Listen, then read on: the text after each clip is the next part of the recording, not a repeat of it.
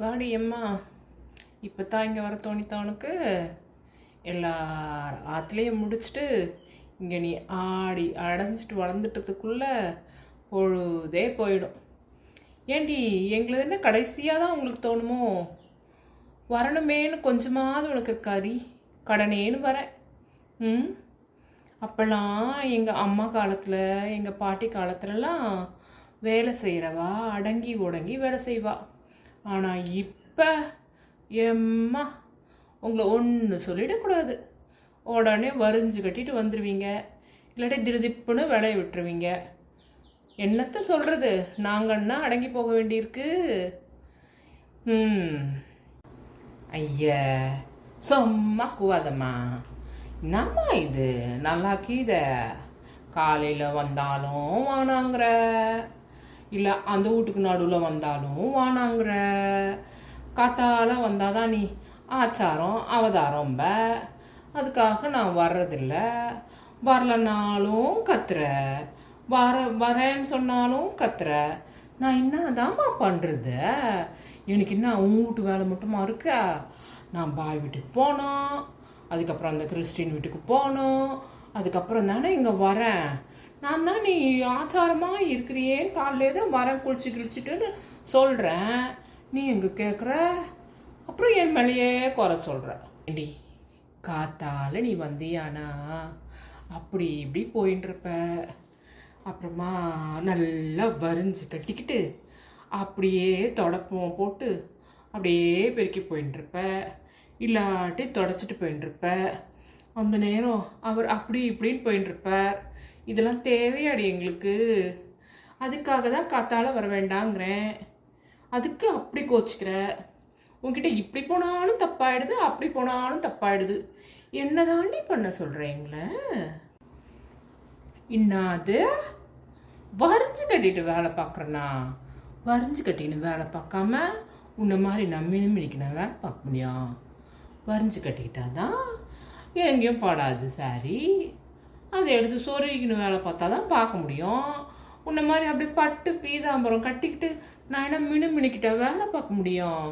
நல்லா இருக்கே கதை, இது நல்லா தான் இருக்கு. அடி கடங்காரி, ஏண்டி மினுக்கிட்டு திரியிறானாமே? என்னமோ இவ தான் எடுத்து கொடுத்தா நான் மினுக்கிட்டு திரியிறேன். ஏண்டி என் ஆத்துக்காரர் என்ன நல்லா வச்சுக்கிறார், அதனால மினுக்கிக்கிறேன். ஏன் உன்னை என்ன நான் கையை பிடிச்சிட்டேனா? நீ என்ன மினுக்கிட்டு வர வேண்டியதானே? நான் என்னமோ உன்னை வேண்டான்னு சொன்னாப்புல இருக்கு. என்ன வாய் பத்தியா அவளுக்கு? இனிமே வாயாடுன்னு வச்சுக்கோ, வாய் கிழிச்சிடுவேன்.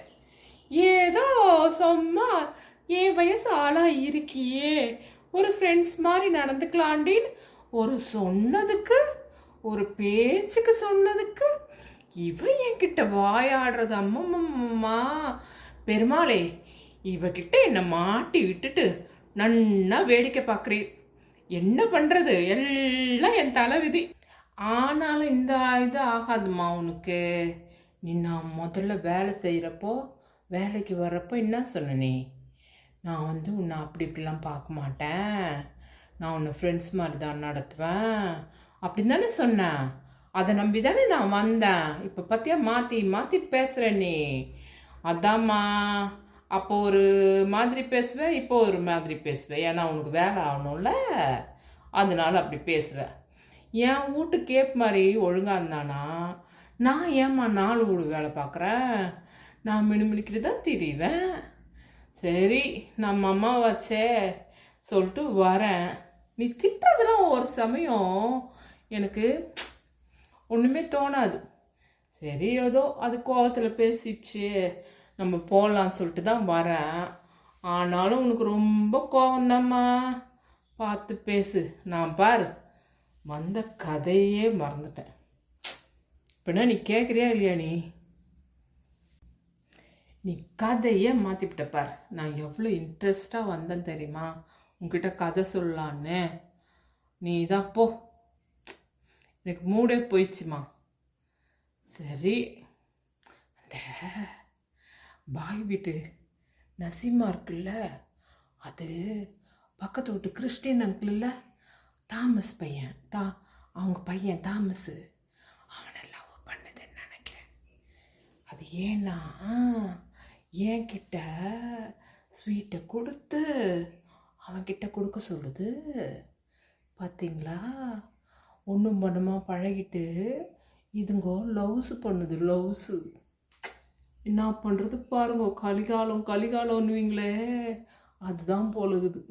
அடியே காமு, அவெல்லாம் வாழ வேண்டிய பிள்ளைகள்டி, இப்படி சொல்லிட்டு தெரியாத. பாவம் அதுகள் என்னமோ அப்படிதான் ஆசைப்பட்டுண்டா பெற்றவங்க ஒத்துண்டா பண்ணி வைக்க போகிறா.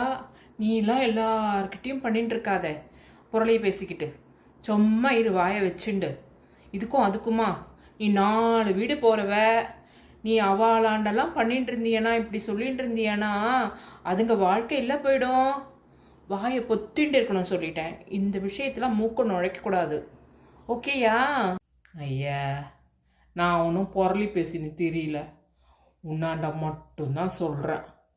ஏன்னா நம்ம அம்மா வச்ச நம்ம வயசு அவங்கக்கிட்ட சொன்னால் ஒரு நியாயம் கிடைக்கும் அப்படின்னு தான் சொன்னேன். நீங்கள் என்னன்னா போங்க, ஊர் கதையை கேட்க 4 பேர் இல்லாமல் போட்டாங்க. என் கதையை கேட்க நிறைய பேர் இருக்கிறாங்க. ம் ஏதோ உங்களாண்ட சொன்னால் நீங்களும் ஒன்று மண்ணுமா பழகுறீங்களே, ஏதாவது சொல்வீங்க நல்லது அந்த பிள்ளைங்களுக்கு அப்படின்னு சொல்ல வந்தேன். நான் ஏன் போய் அங்கே சொல்லணும்? நான் சொல்லலைனாலும் அந்த கதை எல்லாருக்கும் தெரியும். ஏன்னா அந்த பசங்க அப்படி இப்படி போகிறப்போ இப்படி வர்றப்போ சும்மாவா கிடக்குதுங்க. எங்கன்னா ஷாப்பில் காஃபி ஷாப்பில் உக்காந்துக்குதுங்கோ, இல்லாட்டி பீச்சுக்கெலாம் கூட போதுங்கன்னு நினைக்கிறேன். என் வாய் சும்மா தான் இருக்குது, உங்ககிட்ட மட்டும்தான் இருக்கேன். நான் ஒன்றும் அங்கே இங்கெல்லாம் சொல்லிக்கின்னு தெரியறது கிடையாது. ஏதோ பாய் ரொம்ப வருஷமாக பழகிட்டாங்க, அவங்க வீட்டில் வேலை செய்கிறேன். மனசு தான் கேட்க மாட்டேங்குது. இந்த பசங்களை என்ன பண்ணுவாங்களோ ஏது பண்ணுவாங்களோன்னு. அந்த கிறிஸ்டின் அங்கிள் வீட்டில் அவரும் தான் நல்ல மனுஷன். இந்த பசங்க என்ன பண்ண போகுதுன்னே தெரிலம்மா. அதனால மனசு அப்படியே குடஞ்சிச்சா. அதனால தான் உங்ககிட்ட வந்து சொல்கிறேன். நீங்கள் என்னன்னா, ஆமாம், என் கதையை யார் வந்து என் வாயை பிடுங்கினாலும் சொல்ல மாட்டேன். இந்த மாதிரி மேட்ருலாம் அந்த பிள்ளைங்க பாவம்ல, அது எப்படி நான் சொல்லுவேன்? உன்கிட்ட சொன்னால் ஏதாவது ஒரு ஐடியா கொடுப்பேன், அதனால தான் சொன்னேன். அதுக்கு போய் என்னையே கத்துறப்பாரு. அடியே காமு, எதுக்கு சொல்ல வரேன்னா, அதுங்க அப்படி இப்படி இருந்தாலும் பெரியவங்க நம்மளாம் கண்டுபடாது. அது அவா விஷயம், புரியுறதோ? அதுக்காக சொன்னேன்.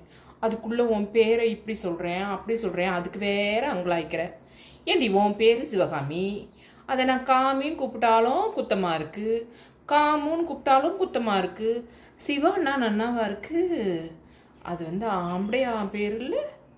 அதனால் நான் உன்னை காமு இல்லை காமி அப்படி கூப்பிடுறேன். வேணும்னா காமுவே ஃபிக்ஸ் ஆகிக்கிறேனே, என்ன ஓகேவா உனக்கு? அடி கடங்காரி, வந்தா காலையில் வந்ததே லேட்டு. அதுலேயும் இவ அங்கே இது பண்ணுறா இங்கே அதை பண்ணுறா, என்னையும் உட்கார வச்சுண்டு இவ பண்ணுறா அழிஷாட்டியும். முடியல பெருமாளே, எனக்கு முடியலையே. ஏண்டி வேலையை பாருடி, வேலை ஆகட்டும்டி. அப்படி அப்படியே போட்டு வச்சபடி கிடக்கு. சீக்கிரம் வேலையை முடிச்சுட்டு போடி. மீதி கதையை நாளைக்கு பேசிக்கோ. கண்டிப்பாக உட்காந்து கேட்குறேன் உன் கதையெல்லாம். இன்னைக்கு கொஞ்சம் வேலையை சுரத்தாக முடிச்சுட்டு போடி. அதுக்குள்ளே என் பிள்ளையாண்டா வந்துடுவான். பிள்ளையாண்டா வந்துட்டானா நான் அவ்வளோதான். தலிகை பண்ண அது எனக்கு கரெக்டாக இருக்கும். உன்னோட உக்காண்டிருந்தேன்னு வச்சுக்கோ, எனக்கு நாள் போகிறதே தெரியாது. நீ அந்த வீட்டு கதை இந்த வீட்டு கதை அத்தை தெரு கதை எல்லாம் சொல்லுவ. உனக்கு டைம் இருக்குது, எனக்கு எங்கடி இருக்குது டைமு? ஏம்மா, இந்த இதில் என்னை மறந்துட போகிற. காலைல ஏதோ ஓமம் உங்கம்மா சொன்னல, பாவாசம் வச்சுருக்கியா? பாவாசம் எனக்கு எடுத்து வை. வடை பாவாசம்லாம் நான் வந்து சாப்பிடுவேன். இன்னும் நான் வந்து வேலையெல்லாம் முடிச்சுட்டு வந்து சாப்பிட்றேன். மற்ற கதையெல்லாம் கொஞ்சம் இருக்குது, அந்த வீட்டு கதை இந்த வீட்டு கதையெல்லாம் இருக்குது, வந்து சொல்கிறேன். கடை வேலையை முடிச்சுட்டு வந்துடுறேன். ஆனால் சரி, எனக்கு ஒரு 1/2 மணி நேரமாவது நீ உக்காரணும். உட்காந்து கேட்டினா தான் இன்ட்ரெஸ்ட்டாக சொல்லுவேன். இல்லைன்னு வச்சுக்கோ, நான் சொல்ல மாட்டேன். என் கதையை எங்கே வேணால் போய் சொல்லுவேன். ஆனால் இந்த மாதிரி பிள்ளைங்க கதையெல்லாம் சொல்ல மாட்டேன். கதை பேசவா இல்லை, அவ என்ன வாங்கினா, இவ என்ன வாங்கினா, எங்கே கொடுத்தா, எங்கே போனா, மற்ற கதையெல்லாமும் இருக்குது. அந்த கதையெல்லாம் பேசலாம். என்ன, எனக்கு ஒரு 1/2 மணி நேரம் ஒதுக்கிடு. நீ மற்ற வேலைலாம் கொஞ்சம் உனக்கு இருக்கிற வேலைலாம் முடிச்சுட்டு வந்துடுமா சீக்கிரம். நம்ம உட்காந்து பேசிட்டு அப்புறமா நான் போகிறேன் வீட்டுக்கு. ஓகேவா?